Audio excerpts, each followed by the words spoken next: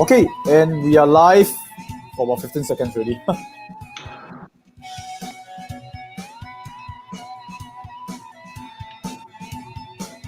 Hello, everybody. So, this is Rudy. Hello, Rudy. This last Hey. week, because we decided that if we do a show last week, nobody is going to watch due to election. Yeah, so I think that's a lot of awesome content for this week because, we have accumulated our thoughts over 2 weeks. Hi, Wendy. Hi, Facebook user. You can click on the StreamYard to allow them to actually see your comments. Now, we have very interesting case studies to show you guys on how to really make your business into a more profitable one. And together with us today, in fact, I'm the guest. Sorry.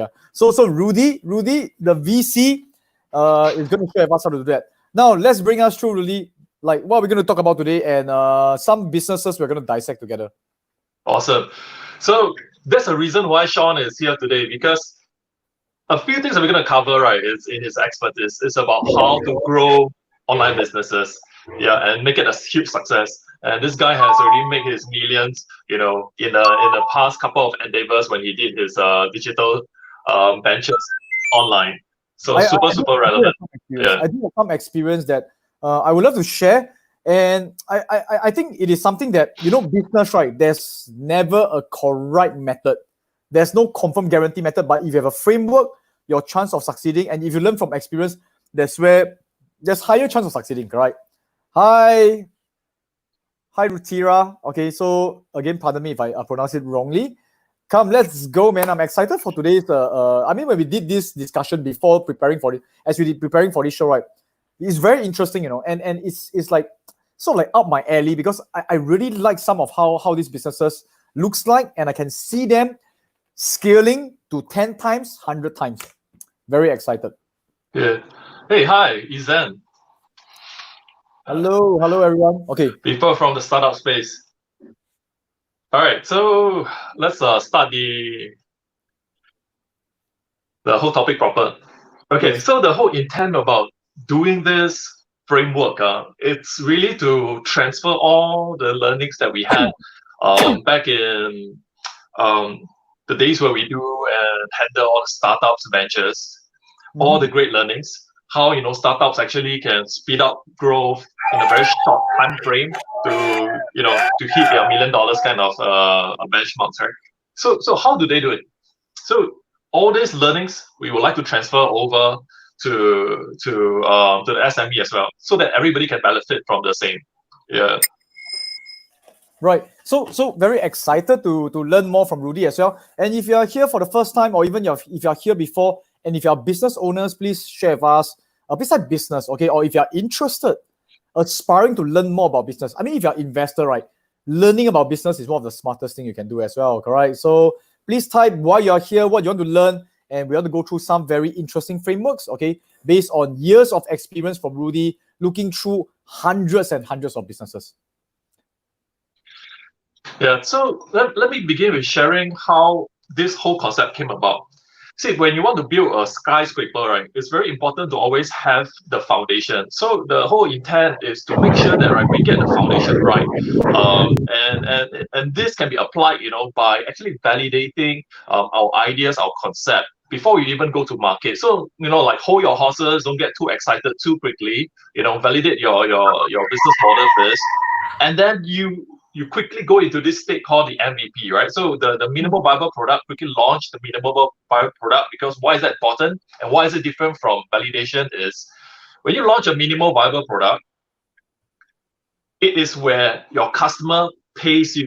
So it's very different from, and a doctor votes, right, from your friends and loved ones to say, hey, this thing is very good, that thing is very good. But until they take out money from their pocket and pay you, that is where it really makes the difference. So this is where I meant by saying confirm with the market, confirm with the customers.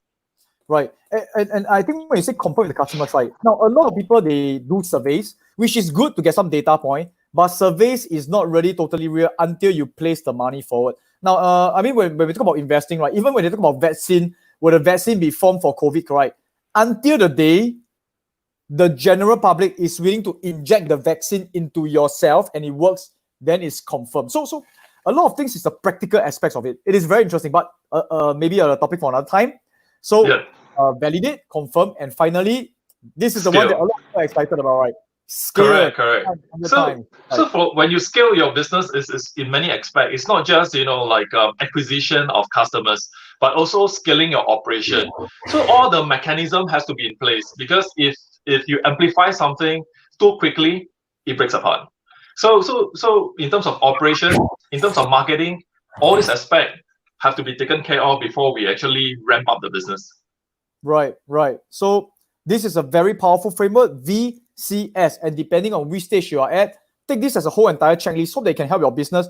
You can even use this as a validation for maybe you are a VC or you're investing in a startup. Someone actually tells you, hey, I got a business. Put your money in me, brother. I'm going to actually make money for you, man. So let's do this validation and see whether they will really be making money or will they be actually crashing, right? So I think that's interesting.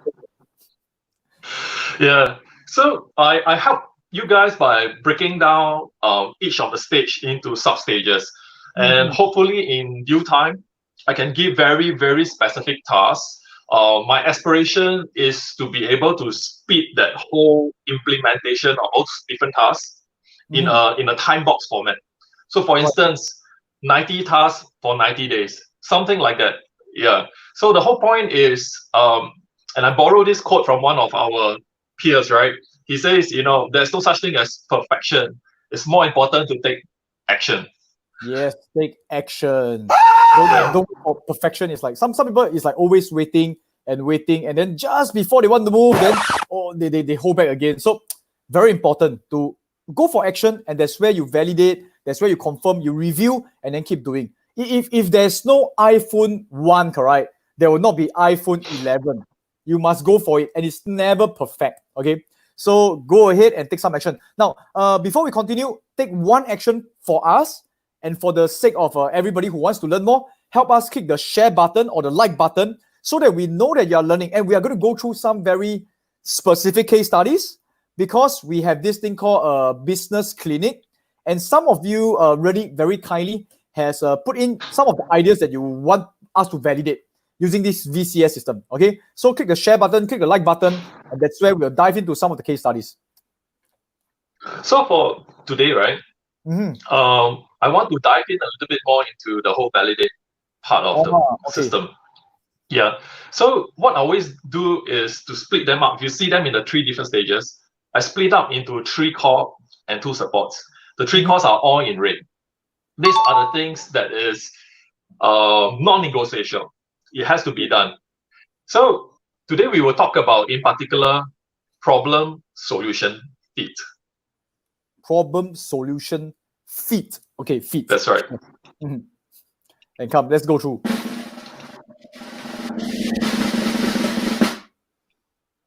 Okay, so for this part, the very first question we ask ourselves is, the solution that we provide, is it a painkiller or vitamin? Is it good to have, or is it immediate relief? Yeah. Okay.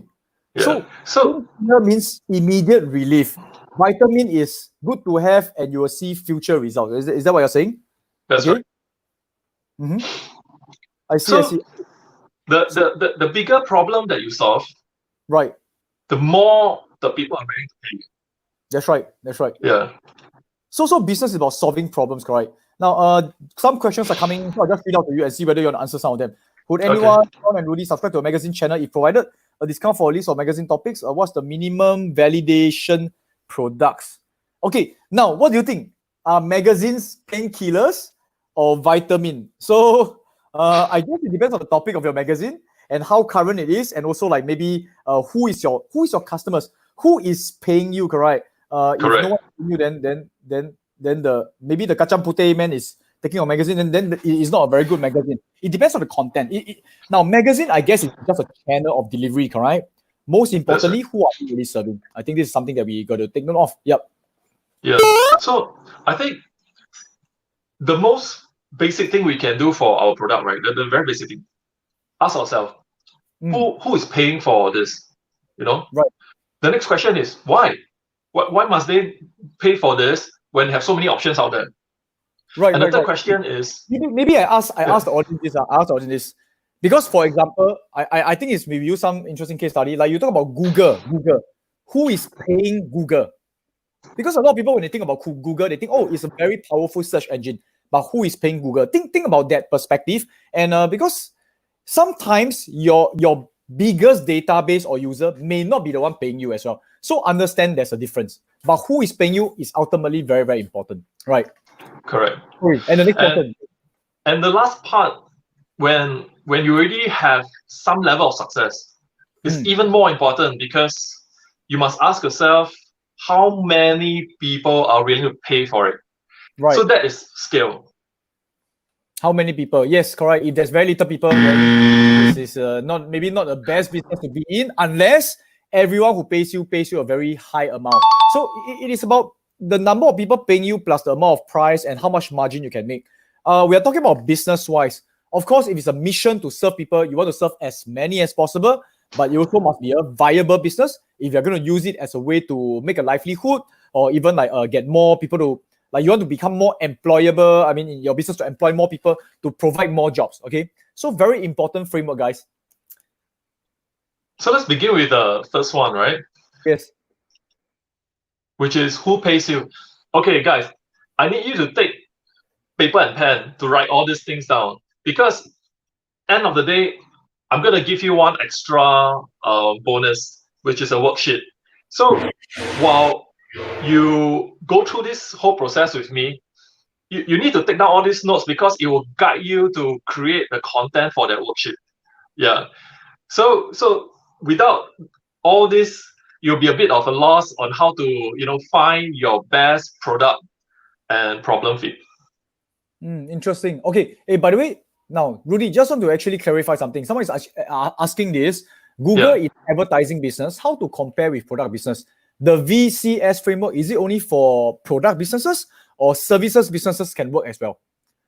No, I think this V.C.S. framework is for any business because like when you validate and you came out with an answer, right? The onus is on you to decide whether you want to go ahead with the business or not, whether you see that the potential is there. So it does the validation job. It allows you to tweak your model, tweak your product, right? But it also answers a more important question. Do you want to continue to go on with this business? That's right. So it is something that helps you to assess the viability of the business, as well as when you are in business, right? Have a certain checklist to always guide yourself ahead. I think it's very, very important. So I think Google service business, product business, if you're selling, let's say, handphone like Apple, well, both of them, there's someone paying them and there's a reason why they are paying them and there's a problem they are solving. And the problem can be a vitamin or can be a painkiller. So do you guys take painkillers or vitamins? Okay, this is a stupid question. Okay, it's not relevant. I'm just asking. Okay. Oh, wait, my sound effect came late. Okay, so let's go. Okay, so let's begin with the very first one. Who pays you? And these are the couple of things that you need to understand, right?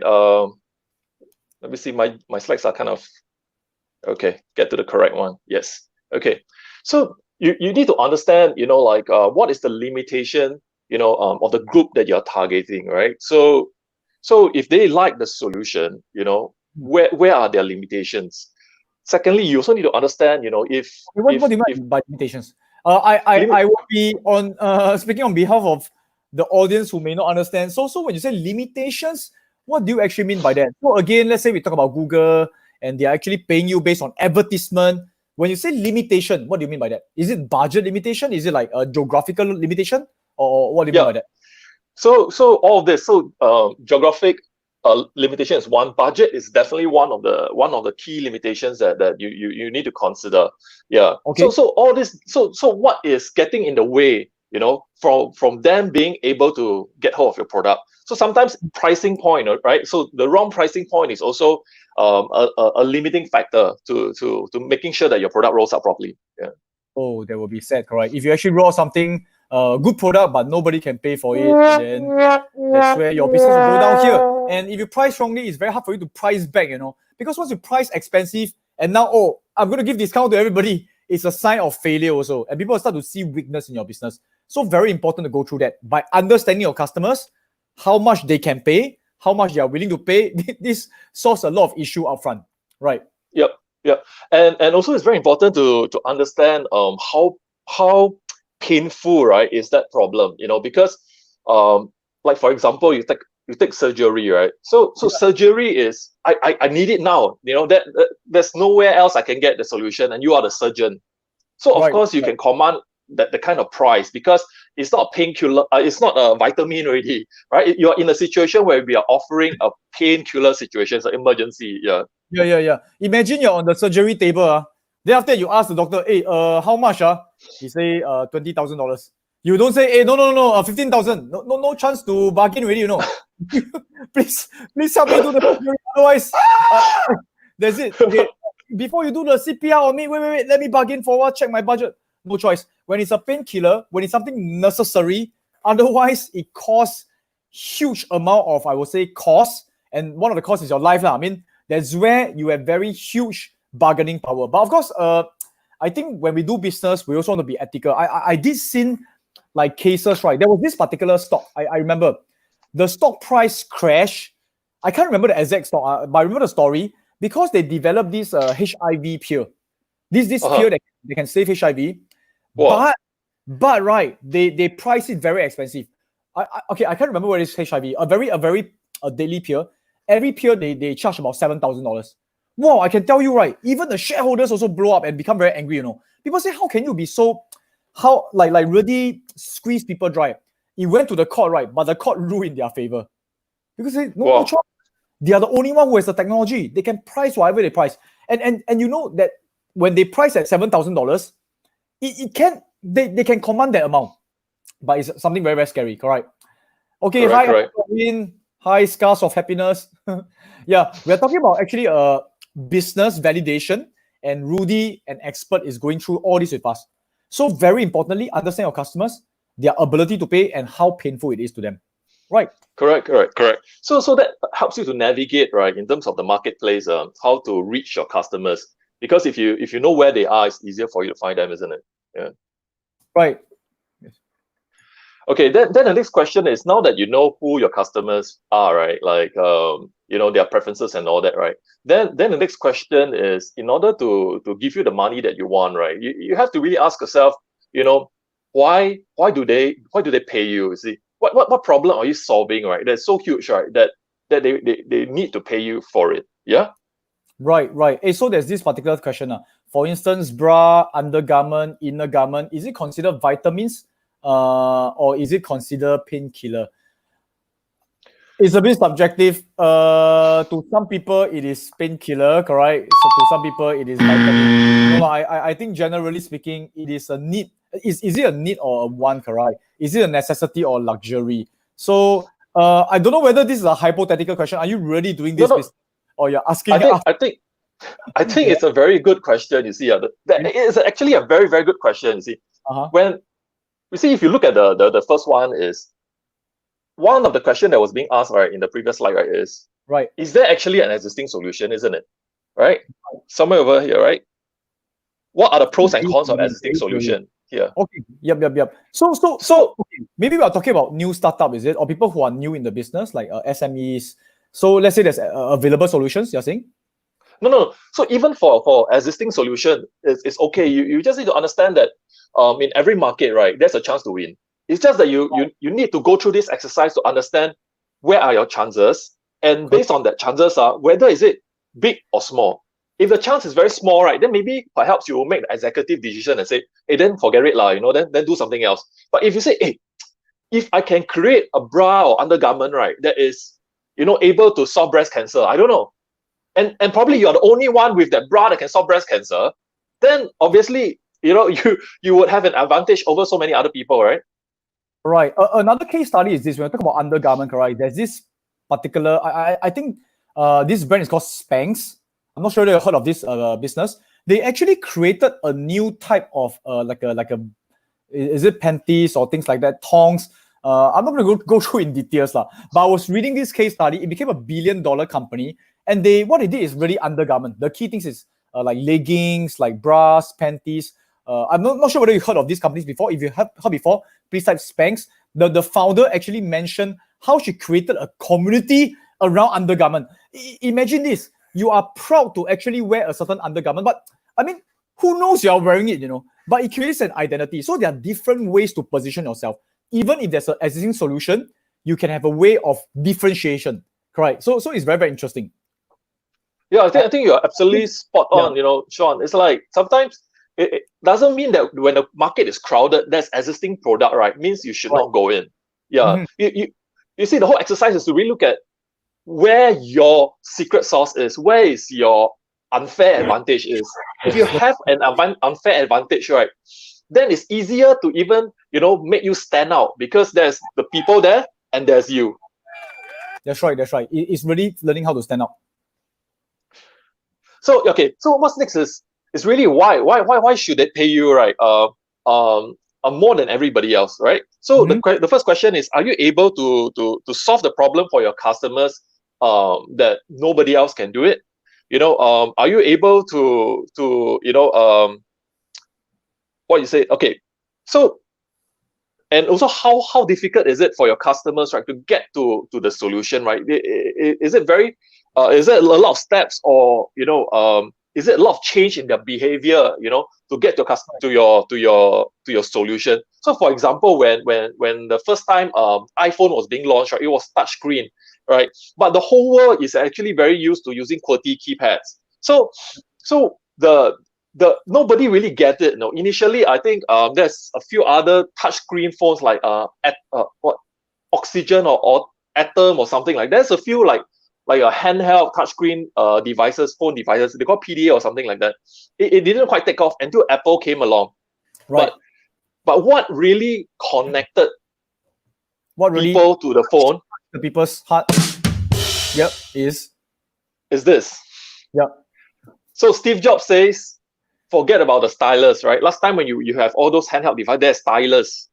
That's right. See, this is a stylus, and we are all born with a stylus. And this kind of like just connected human to the phone, you see. So suddenly it become intuitive.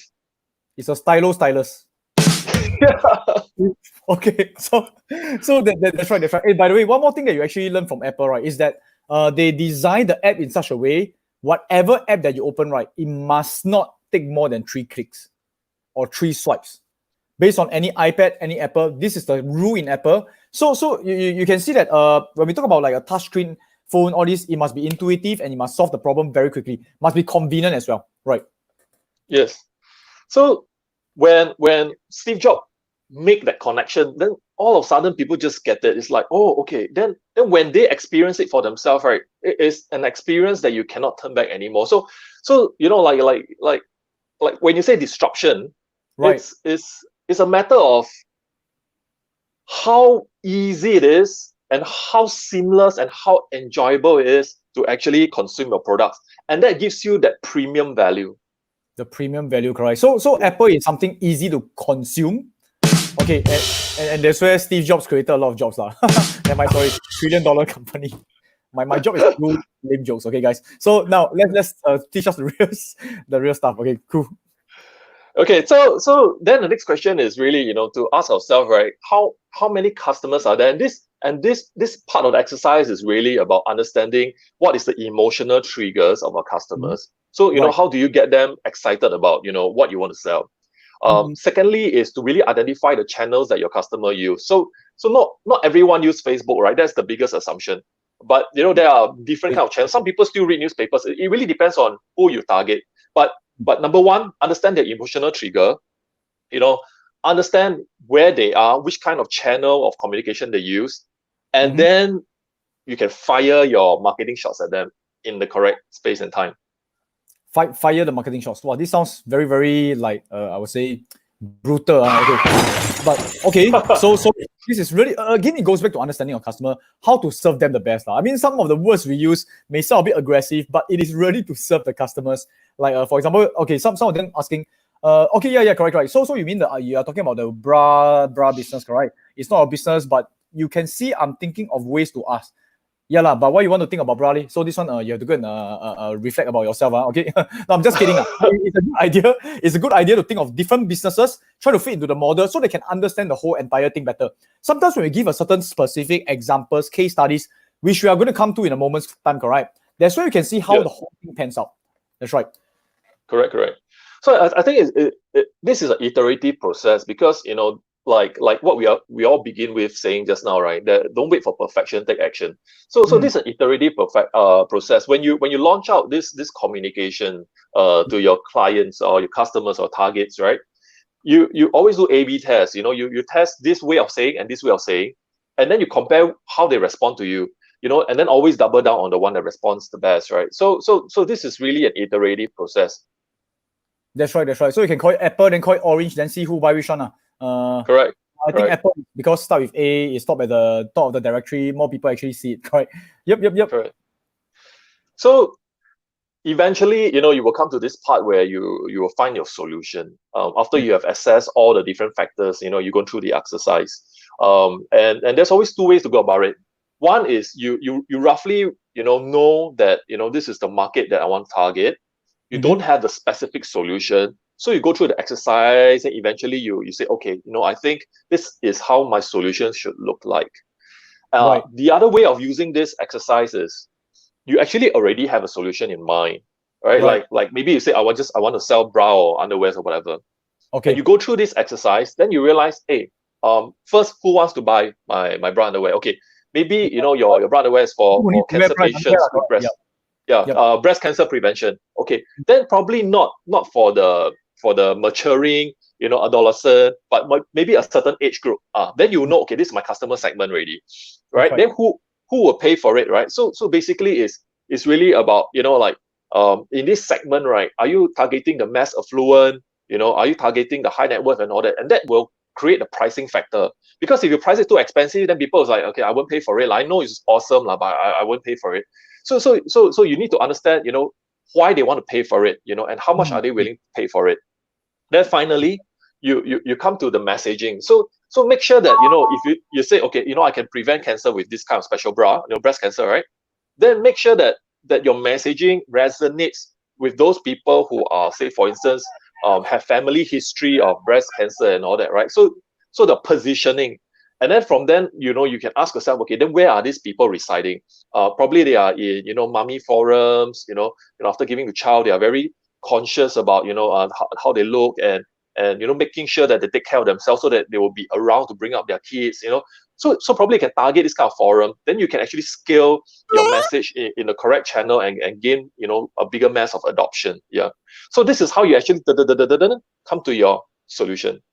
Right. So I mean, there are a few ways to actually do it. First is like you go through the whole process, come with a solution, or with a solution and you validate it. But I think there's also a certain biasness. Once you have a solution in mind, very likely when you do through the exercise, yeah, correct. People will buy, people need it, I can reach them and then reach your solution. So sometimes it is also, in the end, most importantly, launch it out, and then that's where you have confirmation as well, correct? So, well, it is no perfection, just test it, because after going through everything, in the end, depends whether people will buy your things or not, correct? Correct. Then you get an answer. Okay, so yeah, very quickly, in a nutshell, it's to understand who pays for your product or your solution, right? Make sure that you have a very good fit between the customer state and what you're offering. Yeah. Then secondly is, ask yourself, are they willing to take out money from their pocket and give it to you or not for your product and service, right? So when your solution is a painkiller, or in startup term, they call it, a hair on fire situation where they really need a solution. Hair on fire. Yeah. Then they will pay, a premium price for it. Yeah. Always remember, don't always get caught up in a price war. Things are cheaper doesn't mean better. Yeah. Always go on a premium sell. I give you a very simple example. One plain t-shirt could probably only cost $4. Say if you go Hang Ten or Giordano or what, you can buy a plain T-shirt for $4, right? Or $5 or whatever. But the moment you put a logo like a Supreme or Prada on it, they probably will sell you for 80, 100, right? So 80 to 100, same T-shirt with a different brand, correct? Correct. So it's really, asking yourself, what is the problem you're solving? So in the T-shirt example, are you just trying to, sell something that people can cover up themselves with? Or are you selling, some fig leaf or something, correct? Yeah, you're probably selling, like the rich man club kind of, message, right? So if you put a big, like big expensive brand, people know you spend 300-400 on it. People know you Right. Your bank got a bit of money lah. Yeah. The price tag cannot tell one. Then a few $1,000s. Then people feel shocked lah, correct? Yeah, correct. So ask yourself why people want to pay you. What's the problem you're paying them to solve? And then finally, right, that solution, how many of it can you sell? Yeah. And that really ties back to the channel. Yeah, the channel that you use, the messaging that you use. Yeah. Don't go and buy at Pasar Malam, correct? Pasar Malam, nobody will buy lah, right? You must go to like some rich man club to sell. Hey, where are the rich man club? Rudy, where do you go on the weekend? I always stay at home one. I'm very quiet one, okay? Don't bluff. I don't really care. Okay, so after you have done that exercise, you should be able to fill up, this is what I call the customer avatar. It's very important to design your business with the customer in the center of your design. Right. So just for everybody's sake, right? I'm gonna give you guys this worksheet. Who wants this worksheet? Please say yes. Okay, if you all want this worksheet so that you can actually download, you can walk through the whole thing, especially if you're a business owner, right? Very important. Please type yes, please type worksheet, and then please help us click share and then share this whole entire video. Okay, for those who are watching this video, you can actually rewatch it later, but interact with us, share with us your thoughts so that we can have some ideas together, yes, and we can actually talk together and discuss real businesses. Yes, they want the worksheet, Rudy. They also talk about some other things, tech companies, what is their minimum viable products? Well, I mean, different companies is different, correct? Later we'll talk about some case studies. Okay, we are coming to that in a moment's time. Yes, they would like to have the worksheet, Rudy. So you'll be uploading this, correct? There you go. So this is the link, but then I'm just gonna share the link on our chat so that you guys can also have it. Just 1 second. Cool. Right. So as he shared the link, right, when we talk about customer's avatar, we're not talking about the movie avatar, blue color guy lah, but basically describing the customer. Imagine there's a computer game, like is this guy tall or short, handsome or not handsome, and what is his background? Is he a guy or girl, correct? How many kids doesn't have kids? So the more you can understand, imagine, paint a picture, create a imaginary customer, and then that's where it becomes easier for you to target, correct? Correct. Sean, how about this? We just take this worksheet, right, and just and take a scenario. How about McDonald's selling Happy Meal? So who do you think? Okay, let's start with the lady lah. Who do you think is the age, marital status, this kind of stuff, right? So what do you think you would imagine this avatar to look like? That will buy the Happy Meal. Is it the kids? Is it the adults? Is it the teenagers? Because all these people walk into McDonald's, what? Happy Meal is actually bought by unhappy people, correct? Because these are the adults who are forced by their children to buy. Hey, by the way, this is true, huh? No, the decision maker is actually the kids. Actually, so is actually the kids, huh?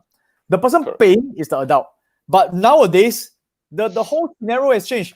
The kids have the upper hand. So if you don't give them Happy Meal, they'll be unhappy. Then you're also unhappy. So you have to buy them the Happy Meal, even you're unhappy, but at least they're happy. So it is a conundrum, but no choice, you have to buy.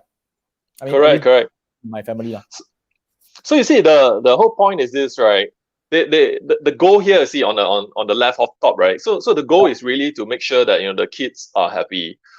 They enjoy a good experience, a good outing experience, a good dining experience. So that's actually the goal, right? And the value is to ensure that this is not something that is too unhealthy, and too dangerous, because they also pack in the toys and all that, right? So make sure that these toys are. Warren Buffett said that he feels that Happy Meal, they are just selling a toy. He feels that the toy is the key thing that's selling. Okay, but he may be right, he may be wrong. I think he's right, because he buys a lot of Happy Meal. so he's one of the key customers. Well, he's 80 over years old, he's still eating hamburgers. So you're right. To actually find out about the customers, but of course, he's one of the oddball. Make sure you target the main customer, which is about, I don't know, 4 years old. Actually, Sean, you're absolutely spot on the fact that you brought this thing up, because you see, if the manager that designed the Happy Meal didn't put in a toy, right, then he probably just got the whole thing wrong already, because he never do this exercise of doing up the customer avatar. That's right. right. So the customer avatar, he knows that the mom or the parents is trying to pacify the kid. And Correct. What is the item that pacify the kid? It's not the French fries, it's not all these things. It is actually the toy of the month. If this month, right, they are, the banana, or I don't know what you call it, the minions, right? Or then they give a minion, then the kids really happy, right? So that when they can solve the parents' problem, right, the parents pay for it, because the kid will stand there and start crying. And then now from vitamin become painkiller, it's like, oh my God, I need to stop that crying. I want that toy. So the mom will go to the counter and say, can I just buy the toy? What did the McDonald's guy say? I can't sell you the toy without you buying the entire Happy Meal. That's right. Yes, the toy is the key thing. Yes, all these users, these are all the victims of McDonald's, but no choice. You can't win them. You just have to pay them. No choice. Okay, sad.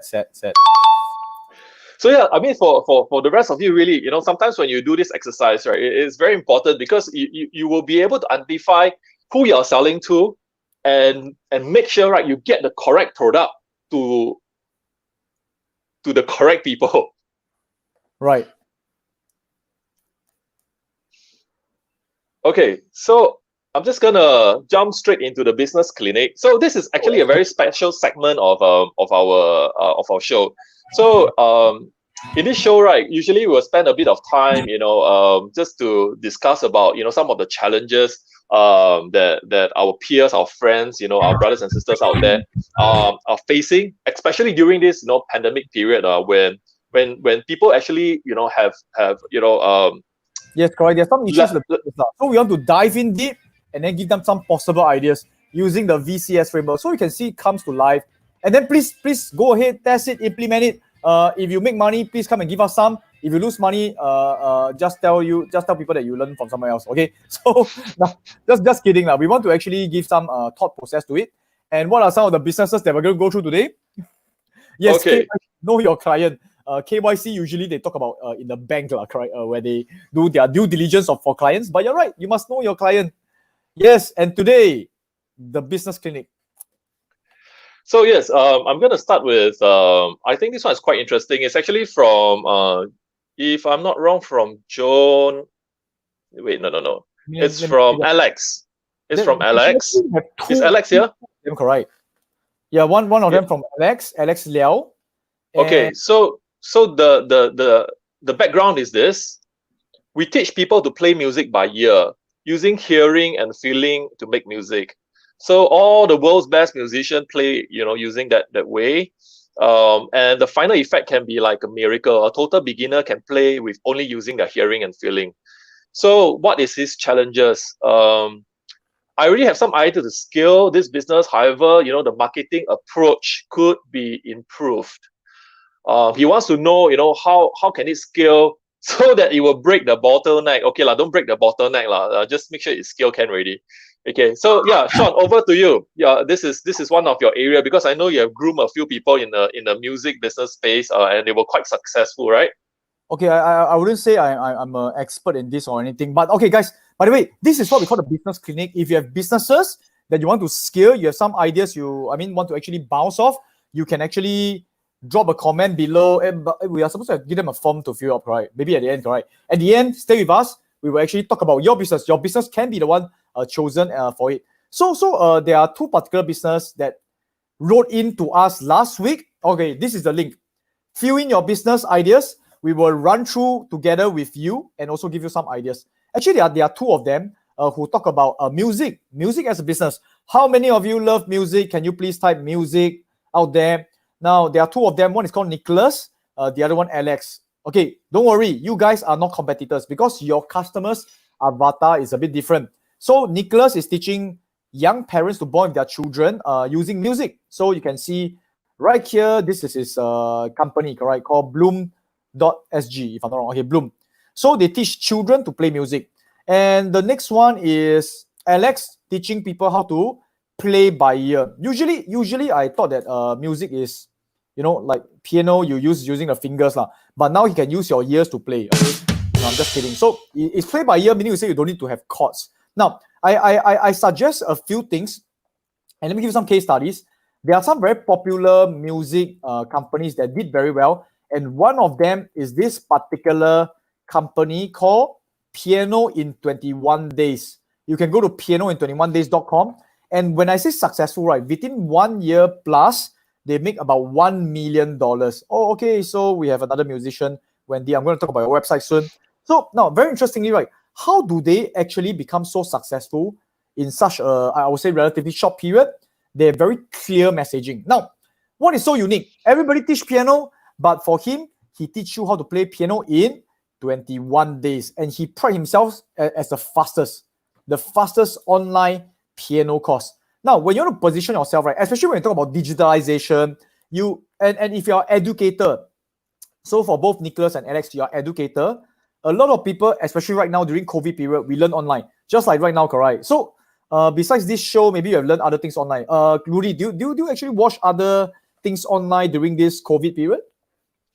Yeah, I mean it's a best time to actually start to lap up all the YouTube videos I've always wanted to watch. Right, there's so many stuff to learn online, and you thought that it takes forever to learn something. Actually, it's not true. Actually we learn things quite fast. Yeah, correct. So for him, he actually have a clear message. Piano in 21 days. He has his online course, and that's where you can actually think about who is your customer. What's your customer's avatar, correct? So when we talk about Alex, correct, your customers are people who want to learn to play by ear. Why do they want to do that? Think about the why also, correct? Is it a vitamin or is it a painkiller? Well, for music, is it possible to make it from a vitamin to a painkiller? And well, this Mr. Jax, right? He sort of make it like a very quick vitamin. Example, when you talk about weight loss pill, correct? Maybe it's an in-between, correct? Weight loss pill is not really a painkiller, but it helps you lose weight. It's more like a supplement, but they tell you can lose weight in a very quick amount of time. That's where it touches people's heart. So if you can make it faster, you can make it easier, you can make it cheaper, all these are ways to differentiate yourself. But I sort of like agree with Rudy lah. Don't go to the price war. When you go to the cheapest, maybe people think that the quality is not so much and things like that. So this one suggestion, put it online and give a clear indication. So maybe instead of play by ear, you can use things like playing without chords, playing even at the age of 40. You can target the demographics. So maybe when you target people who like maybe they have not learned piano in the past, they do not know how to read chords, they have to play by ear, correct? Aim for that particular area, and maybe add another reason. Why do they actually want to play piano? Okay, play your favorite songs by your wife's anniversary or your wedding anniversary. Okay, so maybe people's anniversary coming, they are urgent. It becomes a painkiller, right? Or maybe play your favorite song to by your next date with your next date. Then people are interested. Yes, I want to impress my next date. I've never learned how to play piano, so it becomes like a painkiller, a little bit more like a painkiller. What are your thoughts, Rudy? No, absolutely. Because you see, the thing is, once you paint out your customer avatar, you mentioned a few avatar already. You mentioned people who wants to impress their girlfriend, or Yes, people who has a timeline to say, okay, by this time I need to finish knowing how to play the piano. With that customer avatar, you can actually link it back to where the pain is. It's very clear, right? I need to complete this task within this point in time, and then you start to build your business around this kind of customer. That's why this guy is so successful, because he found the pain. He provide the painkiller, which is never mind. You learn your piano within 21 days. Just sign up for my course. Yeah. You go to everybody else, they'll tell you maybe 21 years. But you come to my course, 21 days, you get it done. Wow, people are like, okay leh. Yeah, correct. Very likely after 21 days, you can play like maybe Mary Has a Little Lamb or something like that. But at least he delivers, correct. Well, correct. Yep. So this is just my you have any other things that you want to actually talk about it? Well, again, I like today's like message a lot is to really understand your customers. What are their pains? How can you solve it? And that's where you can really value add to them, correct? So Bloom Correct, School, correct. that one is talking about kids, correct? Okay, kids, yeah. Oh yeah. So okay. Anyway, one more case study. Yeah, yes, correct. So we all talk about Wendy. Wendy is here right now, and you can see Wendy how she actually have a Hello, Wendy. unique position. Yeah, hi Wendy. This is Wendy. She's talking about her friend who has a. You see, it's a friend. The person also teaching music, but they are friends, not enemies, right? She talks about anywhere piano. So this is another way to solve a pain, and she actually like promote using this roll up piano. This roll up piano lah. Basically, sometimes she's solving a problem where people don't have piano. You say, no piano, no problem. A piano need not to be expensive. It need not be like ridiculously big. You can actually bring it along to you at your office and practice it anywhere. So you can see her playing the piano on top of someone's car. I don't know whose car is there lah, but hopefully you never scratch it or anything. Okay, so I can share with you. This is another unique angle, and she has her own anywhere piano crash course. Crash course again. The whole idea of crash course is not car crash, but basically you can learn the information in a very short period in time. And interestingly, right, when you understand your customer's avatar, we went through this issue during COVID because she wanted to sort of like serve parents with kids who wants to learn piano. Now, during COVID, right, we were thinking together, what is the pain? Is it really a big pain for parents to want to learn piano during COVID? Actually, the answer is no, correct? There are other things they have to be concerned about. But one pain that we actually identify is during the COVID period, where there's circuit breaker, people have to stay at home, right?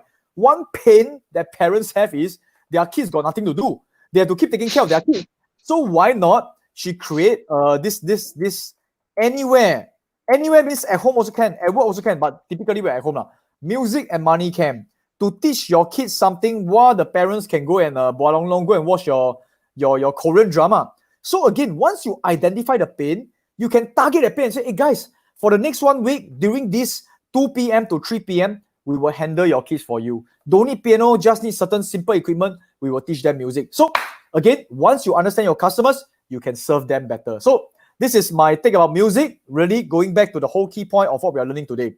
Yes. So Wendy is laughing until she's crying already. So good luck, Wendy. Anyway, she's a successful piano teacher. Yep. Yes. So I hand it back over to you for the next case study. And the music one, a lot of possibility, and I think that is something that you can actually explore. Again, understand your customers. Oh, okay. That is yes. So this one is around swimming. So there's a swimming instructor. As a friend of mine. He came onto Facebook. I wonder he's here. Hey waiter, are you here tonight? Yeah. If you are here, just say hi to us, okay? So what he does is, he has this school. Right? Correct. Hey guys, if you guys want to learn swimming, your kids want to learn swimming, you go and support this school. It's called Torpedo Swimming School. Okay, he's very, very dedicated. I knew him for at least a good, since I was in uni. Well, at least a good 15, 18 years already, man. He's been dedicated since then until now, all the way doing this just one thing. Okay, Bruce Lee say, right, he's not scared of people with 1,000 different kung fu.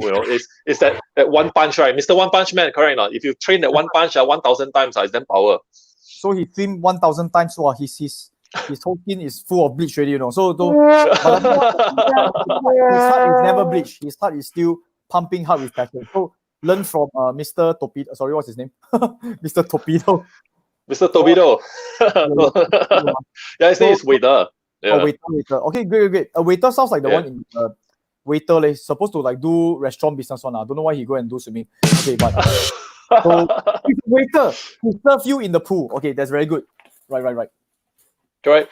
So I was really thinking about this model quite a fair bit, right? So I've highlighted some numbers here. Okay, so if you look at the top 6 video channels that are actually making a lot of money, it happens to be health and fitness and sport, which is basically what you're doing right now. And why did I bring up video channel, and why especially go and invite Sean today is really to talk about the opportunity, right, of an alternative income. Because guys, I know a lot of you are facing challenges in terms of the COVID lockdown, right? People cannot come to your business and all that. and are thinking about, like what are the digital possibilities? Like I have one business, but how to manifest it on digital? So I think this is a good case study for us to really go through, some of the possible ways of monetizing digitally. And in this situation, right, we are looking at how you can actually, think about this.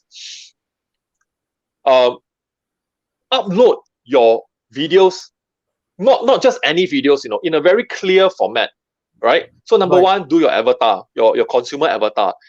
Upload your videos that caters to these people, because you know why? Because number one, when you upload in let's say, for example, instructional format, people can actually take your video and learn something from you. So you can actually create a subscription model, right? So monthly they pay you, and then monthly you just keep supplying them all these videos. Or you can pay, you can also have a one-time off thing. So basically you have a string of educational videos, say maybe 12 videos that teach you to, say, strengthen specific shoulder or tone down your abs or some specific thing. And this whole package, you can sell it for maybe $299, one whole package. Or thirdly, you can actually put advertisements in your video. And that is important because why? While you are throwing all this video out there and people are coming to watch it, right? You can monetize, but secondly, you can also brand. Correct. Thirdly, you can recruit swimmers, because once you brand, you got awareness, so you can recruit more people to join your team, right? Because people know that, hey, this guy is legit, got credential. I've seen his videos before. And lastly, right, in future when the lockdown is lifted and all that, right, you can have customers, right?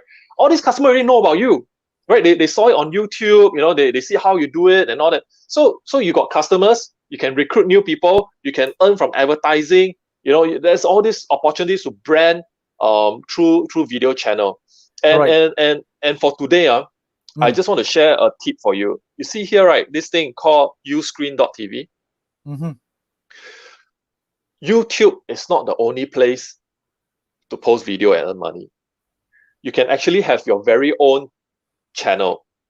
And on uscreen.tv, it allows you to customize so-called website, load all your videos there, and you decide how you want to monetize. You want to monetize by subscription, also can.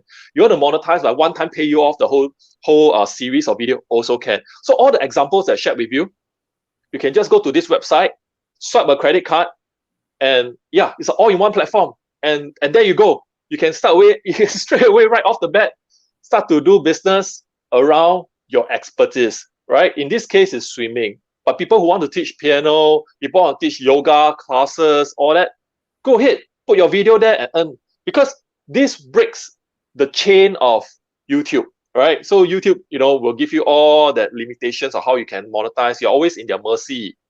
So by creating this, you can kind of like just command your own marketplace. Yeah. Sorry, Sean, you were saying something? No, I wasn't saying anything. Yep. Yeah. So think about this, and okay, then the second thing is, once you have crafted your avatar, right? So I give you one example. People who have ACL tear, people who cannot run anymore, but they're actually very fit. They probably are former Ironman somehow, right? So they need alternative. And I saw this guy, it's very interesting, train like a beast. This guy, he actually had a neck surgery. So he started this series of training in the water. And this guy is fit as hell. So he used, like special equipment, like special glove, right, to do bicep curls. See, and a different approach to actually train in the water. And the best part is, yeah, and the best part is it actually works, and in fact, it helps to burn even more fat, because when the water is cold, right, your body creates more heat to keep you warm. So there's actually a lot of benefits in training in water. So what we are trying to say is, first you have an idea, you validate the idea, right? You create different prototypes by your, like in this case, the videos, different kind of video. Then you try it out there. Just launch your video, confirm with the market, the C part, confirm the market, see how the market responds to you and what are they willing to pay for. And for those that are willing to pay for, right, you can scale it already. Yeah, you can continue to create even more episodes on those videos that are very popular. Yeah. Right. So these are things that actually works, and like I think Rudy mentioned, right.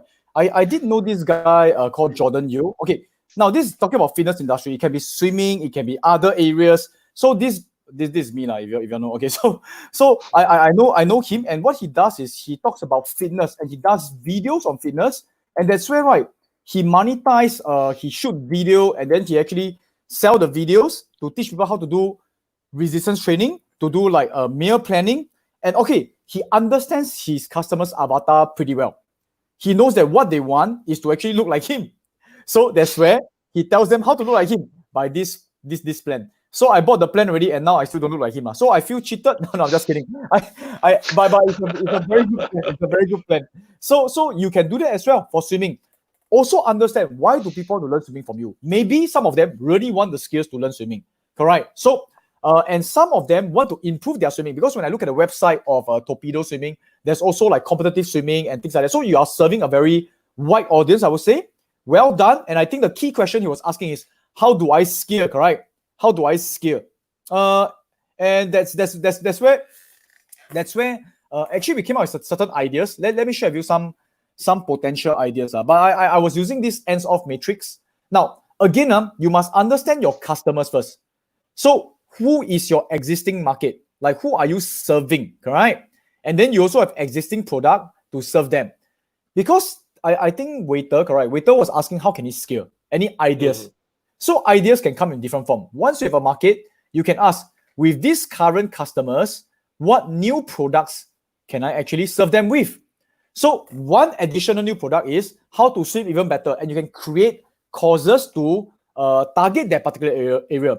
Or maybe it can be other products like how to practice swimming without a swimming pool. So maybe there are certain strength training you can do to help you swim better, but it doesn't need to be at the pool, correct? Well, it can also be new market, meaning you say you have swimming courses already, correct? Can you expand to overseas? Obviously, for swimming schools, typically the idea is, well, it is bounded by geographical location. You mentioned, right, your customers, what are the limitations? So maybe, well, my swimming school only can teach people in Singapore. But actually, why don't you do some videos to teach people how to improve their swimming? Maybe it's a bit risky to teach people how to start swimming, right? Because start swimming, you do need a coach, you do need a guide to be beside them. Or maybe it can be things that, okay, make sure that we don't deliver something that's dangerous, okay? So that's where you have a new market. Where can you target? Maybe overseas in different languages, and how can you actually serve more people with the same product? We also have a very idea. Yeah.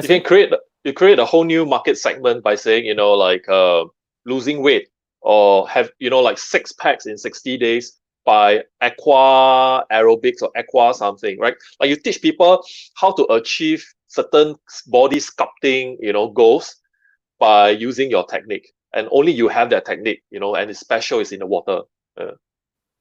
Yep. Yeah, I saw some comments also. It's quite interesting. Okay, so can I answer this? Pauline, hi Pauline. You mentioned that you went to see on Uscreen, right? They charge a fee, right? Which compared to YouTube is FOC. No, you're absolutely correct. So YouTube just let you put the things there, right? But then they actually make use of your content and charge their advertisers, and then they actually pass on some of the commission to you. However, if you use Uscreen, right, basically it's like having a web page where you put your content there. But you must always remember one thing, to have a web page, you need somebody to develop it.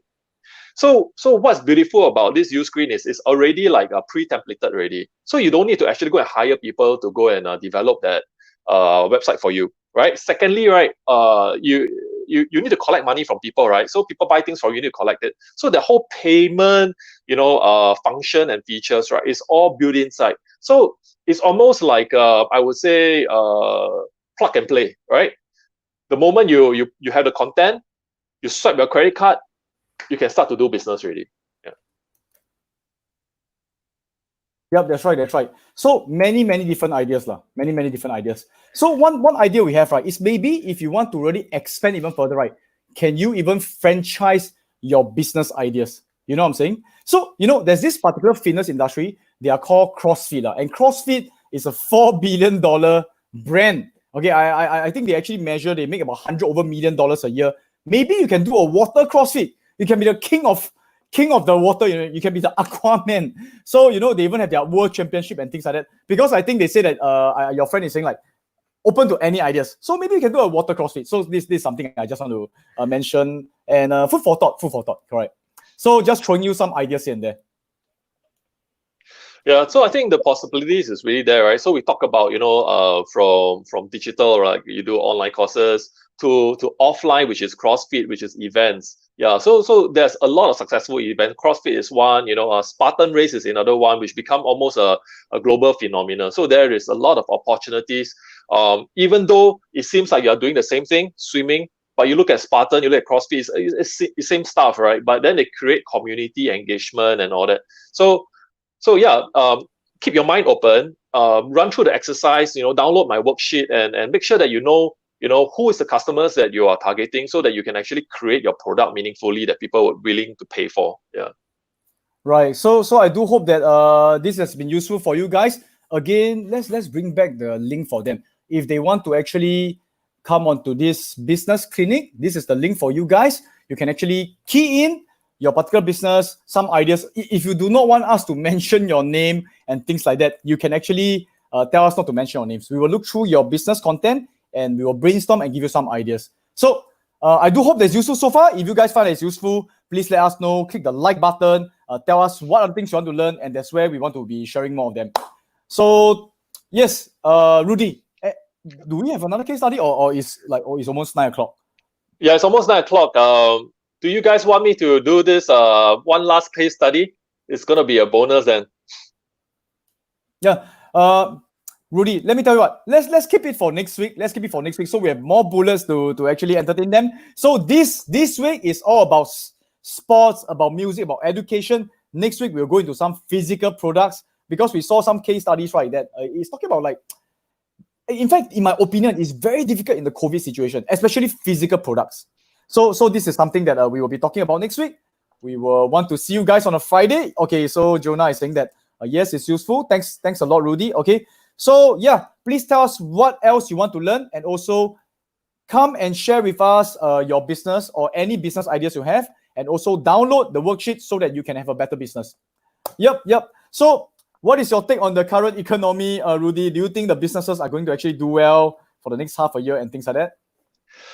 No, to be honest, I think the entire economy is going through some kind of very harsh correction, because of the pandemic, right? People who have been prolonging the whole digital transformation, right, are forced to do it. I give you an example, right? I mean, you have kids, you would know. Online education, right, has always been the topic of all schools. They always encourage people to do online, all that. But until this thing happened, they got no choice. They got no choice but to make the kids go online and study. And if you talk to any parents out there, right, they will tell you, like, wow, it's really like last minute rush, like trying to figure things out together. And the poor child is struggling, how to. But you see, it's all good. Because why? Because of this situation, everybody suffer together, and get over and done with this whole hurdle. But once they're done, they're used to it. They know how to navigate. The kids learn things very fast. They know where to get their stuff. Actually, online education, kids and people, even ourselves, we learn 5 times faster, because we are able to pause, fast forward, and we are able to interact, at our pace, all right? And in terms of efficiency also. So, for example, last time I always miss my tutorial because it's so damn early in the morning. So, and I like to study late in the night. So these are some of the things whereby people can adjust and create efficiency because of technology. Yeah. Right. So I think education is just one area, but overall, we are talking about efficiency, experience, and all that. Things will change regardless. And I believe that now the economy take a hit, it goes down a bit, but eventually it will pick back up, and it will be a much better world. It will be a much better world. Right. I believe in that. It's just a matter of time, and also we all have to do our part. Okay, as both individuals, as business owners, let's work together and make the world a better place. So I do hope that you've learned something. Hope that you guys have a good weekend, have a good rest, and we will see you guys soon next week. Okay, signing off now. See you guys. Bye-bye. See you next week. Bye-bye.